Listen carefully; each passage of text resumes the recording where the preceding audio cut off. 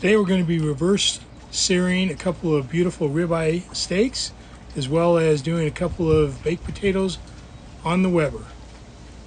Let's get started. Okay, so we're getting the grill fired up to about 225.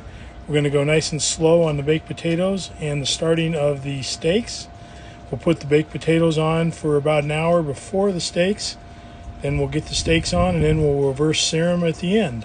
Today I'm going to be also using the Weber Grillmaster Blend pellets. So in preparing the potatoes, typically just a normal baked potato. Pierced them with a fork really good all the way around. Put a bunch of olive oil all the way around and covered them in salt and pepper. And then we'll put them on the grill.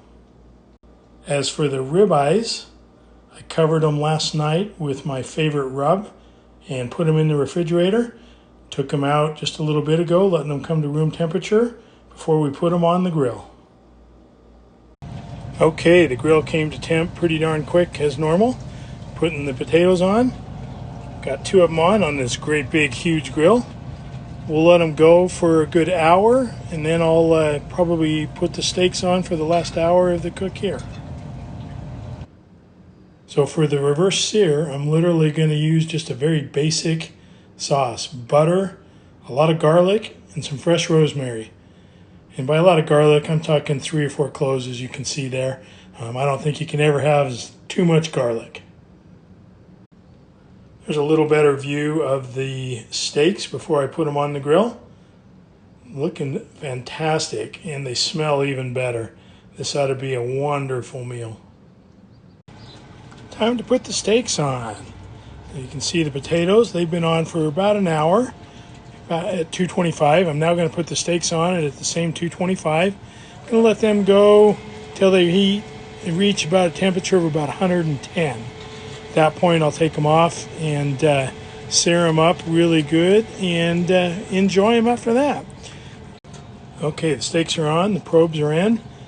And I'm going to plug them in there, obviously. We'll go forth.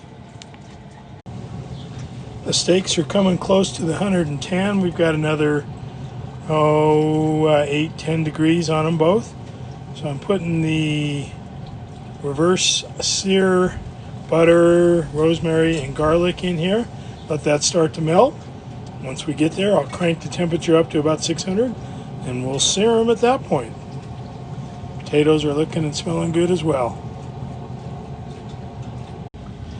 All right, the steaks have reached about 112, 113, a little higher than the 110 I was shooting for, but they'll be just fine. So at this point, I'm going to take them off the grill, crank it up to 600, and then I'll put them back on the grill after I've dipped them in the searing pan here, and let them get nice and toasty on both sides. Okay, so it went from about 200 to 600 in about 10 minutes. Crushed it. Let's put these on. We'll dip them in here for a second. Ooh.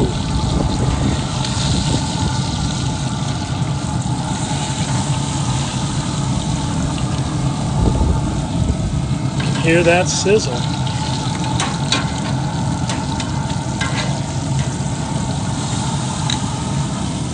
Okay, we're also going to take the potatoes off. They're good and done. Let those go for just a couple minutes.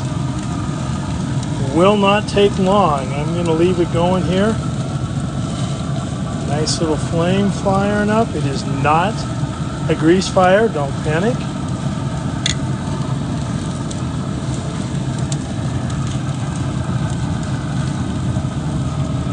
Looking good.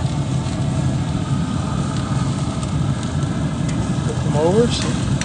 Whoa, look at that marking. All right.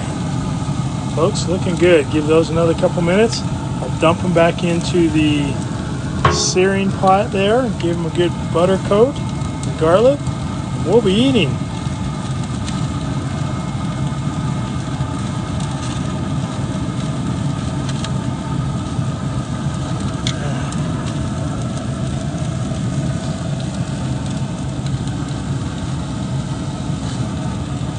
Okay, Okay, folks.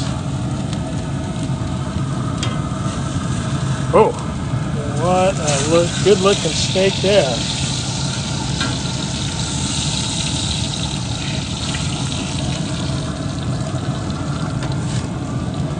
Do the same thing on this one.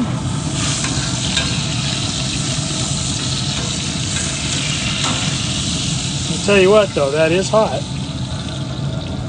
Okay, voila, finished product.